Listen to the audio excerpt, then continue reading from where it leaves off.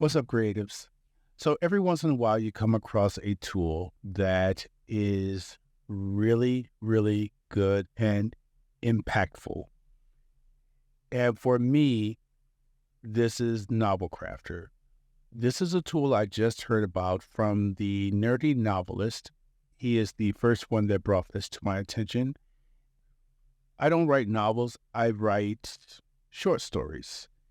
But I still was interested in it. But it occurred to me that the reason I don't write novels is because I have an issue with writing discipline. I can't keep track of all the characters. I can't keep track of the world building. The blank page just stares back at me and I can't get going. And so that's one of the reasons I don't write novels. Well, Novelcrafter has changed that because I believe with this tool, I'm able to write a novel. And let's go ahead and take a look at this. If we go in here, there are a lot of key features in here, but there are two that really stand out. Let's talk about the number one key feature, I think, is what makes Novelcrafters what it is. And let's define Novelcrafter for one thing, because is it an AI writing tool? I don't think so. I think this is a novel writing tool that has AI capabilities. And I'm being very specific about that because I don't believe you have to use the AI to use Novelcrafter. The power of Novelcrafter really is in the codex and in the organization and being able to keep all of this material in one place to extract this. So I think that's the power of Novelcrafter. But the key feature here to me is the codex. This is what separates it. So the codex, if we come here, take a look at it, we have this is the individual. We have characters. If we look here, we have characters, we have location, we have lore, which is the world building, we have others. But if you come over to new entries, you can see you have object, you have other. So if you're writing a huge fantasy or a science fiction novel and you have planets, races, aliens, and different types of humans, and you have different planets, you have different spaceships and different weapons, keeping track of all of that is something else. So imagine like the Game of Thrones with all the different families and the different timelines. Keeping track of all of that could be kind of daunting. Novelcrafter allows you to keep track of all of that information. So we have the details about the individual. You have notes. Now, again, it has AI capabilities. The AI is looking at details. It's whatever you put in the details, that's what the AI is going to look at. The notes are for you. This is so you can make your own notes about this particular character. The reference is, I really haven't looked at the reference, gotten into it yet, so this is something I'm going to have to come back to. Appearance is that where this person appears in the story, all the places they appear in the story, and then chats. And I will come to the chat because that's an interesting thing as well. But the codex is really where it comes out to. So here's my characters.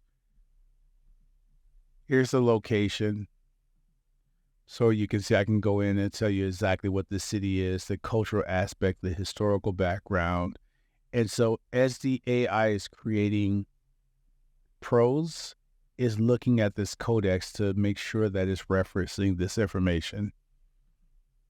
We have our lore, which is the world building. Again, there's a lot you can do with that. And then, of course, we have other.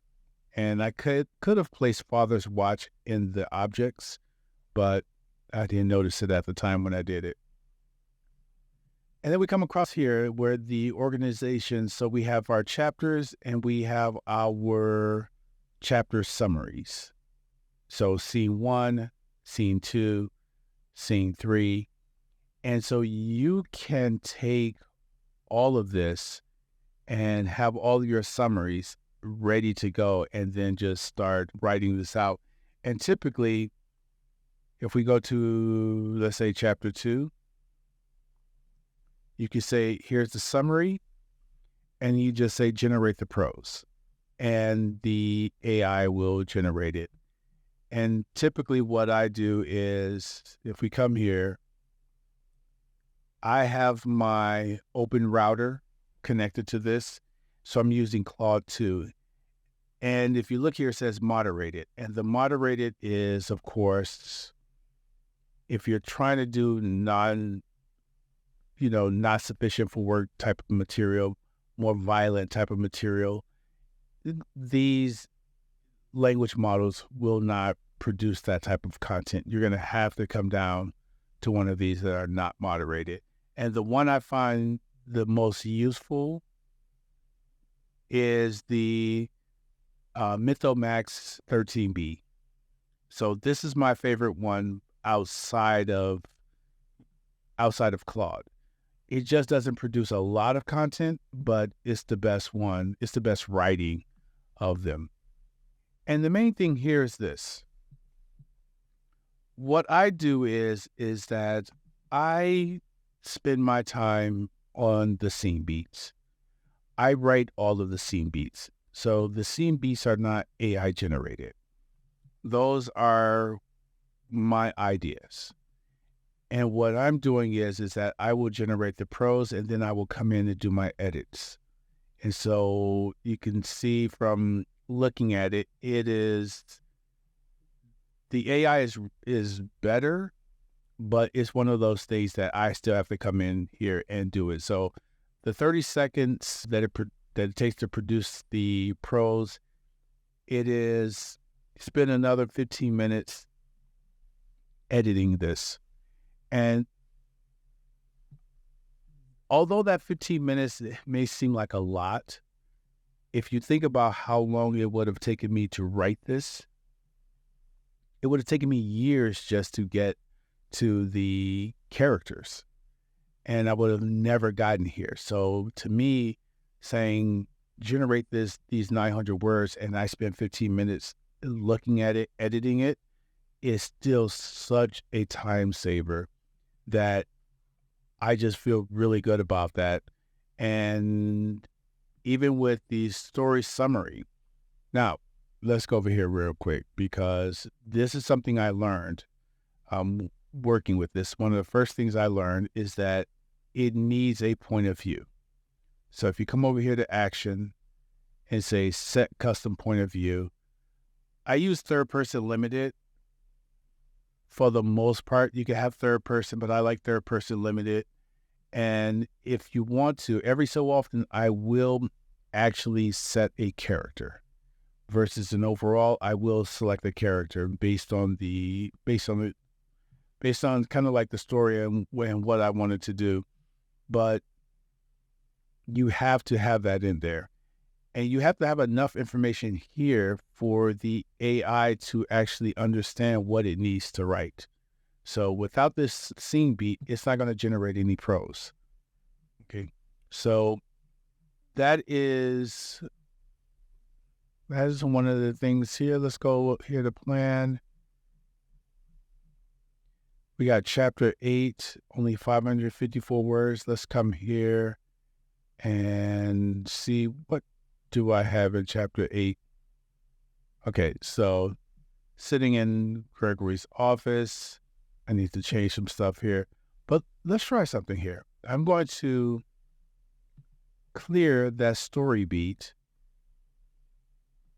and I'm going to take a prose, and I'm going to have Gemini Pro generate the contents. And let's see how many words does it give me. And up here it's showing me how many words. Claude typically will get me about 900 words. And so Mytho LB will get me somewhere around 500. Claude gives me the best prose as far as dialogue is concerned. But let's see what we got here. Okay, so what happened at the warehouse is reckless. So he's going all the way back to chapter 1 and not really looking at the previous chapters. So in this case, what I'd have to do is I would have to go in and change this summary to make sure that it is referencing Adrian's girlfriend. That is the one that Evelyn killed. And so I'd have to make sure that it's referencing the right things. But here's the thing that I can do, though. But now that I've generated this, let's go to Action. And we go to Scene Content History. And you can see 31 minutes ago, I had this. 28 minutes ago, Claude gave me this. And now we have this. So if I wanted to, I can come in and come here and say, well, restore this version. And now we have this version back. And I can do this anytime I want. Another thing I can do, let's say I put in Charlie. Okay. What you'll notice here is that when I hover over the names, it's being highlighted. And this is the power of the codex, because the codex is looking, this Gregory, if I select it, you can see that is looking at the background of this character. So as it's writing and generating these prose, is referencing these characters. Who are these characters? And so that way, what you see on the screen here, what's written here is essentially taking into account the actual characters. And so you get that consistency across the board. Now, Charlie has never been mentioned, but I can take Charlie and I can say codex entry. And so now I can give a description of Charlie. So going further, if I'm going to be using Charlie later in the story, I can now have Charlie in here. So that is one of those powerful tools. One last thing, and we'll come over here to snippets. I don't have any snippets yet. I just kind of threw one in there. I got this one in here, how the book starts. So snippet is, this really would have been a note, but a snippet would be something that I know I want to happen in the story. There's something I want in this story, but I don't know where. So for those people who consider themselves, let's say, discovery writers, they're all over the place with their writing because sometimes you don't write an actual book in order. You can kind of come here and put some notes in and say, oh, this happened. And it's some scene quick or something like that. And then if you wanted to, somewhere around here, you can go in.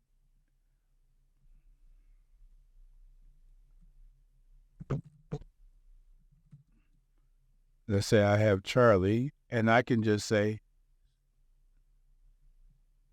oh, no, that's not how it works. How do I insert a snippet? Let me see if I...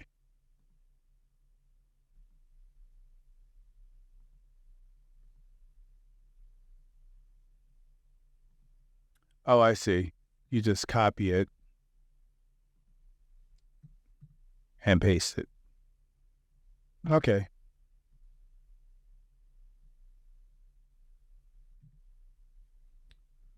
All right.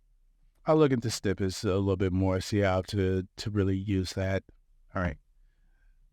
But I'm looking at this. There are a lot of things I still need to learn about this, but just the fact that if we go to plan and I have 8 chapters, 18,330 words, probably will end somewhere around, let's say, 80,000.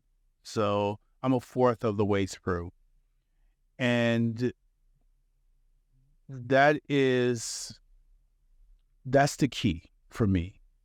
The final takeaway is that I would have never gotten here without Novelcrafter, because I just simply would not have sat down long enough to write this story. And that really is where I'm looking at it, that I have a lot of ideas. You can see here, I have ideas. The Gathering Storm. I have this grid. I have the Gathering Storm already laid out. Pretty much. I have my 6 characters. I haven't filled out as much in here, but I'm going to take some time to fill out the world and everything. But again, I would have never gotten here without this. And that is, I believe, is the key of Novelcrafter for people like me who have ideas but can't execute. This here just now allows me to execute, because the summaries I can write. I know what I want the story to be.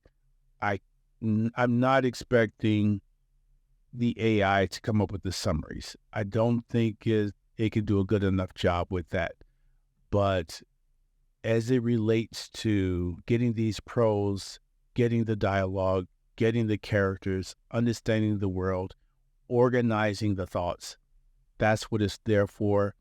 And the cost is minuscule, because one, let's take a final look at this. So what does this cost?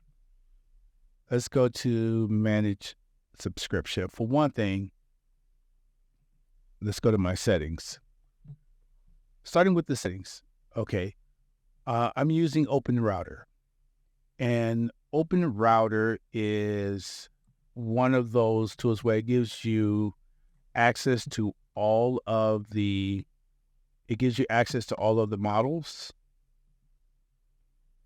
and it's pennies. So if I come over here, this is all the activity that I've had. Gemini Pro, and we have Claude. So you can see I'm using Novelcrafter. I could add this all up, but I don't know how much I've spent so far doing this, but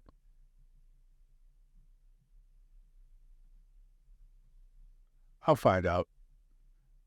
I think I may be up to like $15 total with Novelcrafter, maybe not even that much. But I'm using OpenRouter. Now, the other subscription, managed subscription, come here. We have the Scribed, which is a decent, but I will tell you this. Your minimum is Tinkerer. And I will tell you why. Because you get all of these, and it's fine. The Codex, the series, the universe is coming soon. I think interesting to see that. But bring your own key. The API, having the API for OpenAI or OpenRouter is a key for this. But the other thing is the scene beats. If you're not going to have the AI do any writing for you, you don't need this. Okay, you'll just use Scribe, and $4 a month because you're writing it on your own. You're not using any AI. Stick with the Scribe. But if you want to use the AI, you need the C beats, and that is the key. That's a key function. Live chat I haven't used. Email, Discord, haven't really used those. Invite, that's not a big deal. But the difference between Tinker and Artesian is the chat. And for me, because I have OpenAI Plus, ChatGPT Plus, I can simply do all of that chatting over in ChatGPT and not here. Using the API to do the chat. Because I can tell you that if you're going to do this, there actually is quite a bit of chatting. So if I were to bring one last thing up here, 18,000 words.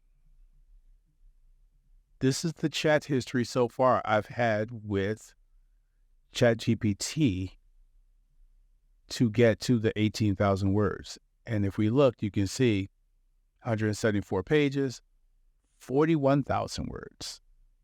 Okay. It's 41,000 words of chatting, going through, trying to get things right, figuring everything out. There's a lot here. There's a lot of chatting back and forth to get to the place. And you can see where it started, the characters, Lazarus, Julia, Cassandra. I didn't like any of those names. So we started changing the names. And you can see this when we got to Vincent, Dominique, and Evelyn. But there's a lot of these going back and forth here. So it's pretty good. I can chat. It's a chatting everything. But overall, like I said, very good tool. I'm going to highly recommend this. I think this is just an everyday tool that you need if you're going to write. And I will continue to make videos because I think the snippets, I need to look at templates, looking at short stories. I still want to write short stories. How will it do with short stories? So we're going to be practicing all of that using Novelcrafter. But Novelcrafter is absolutely going to be kind of like an essential tool in my toolbox. Okay, so that's it. I'm going to end it there. So, okay, guys, keep creating, keep writing, and we'll talk with you soon.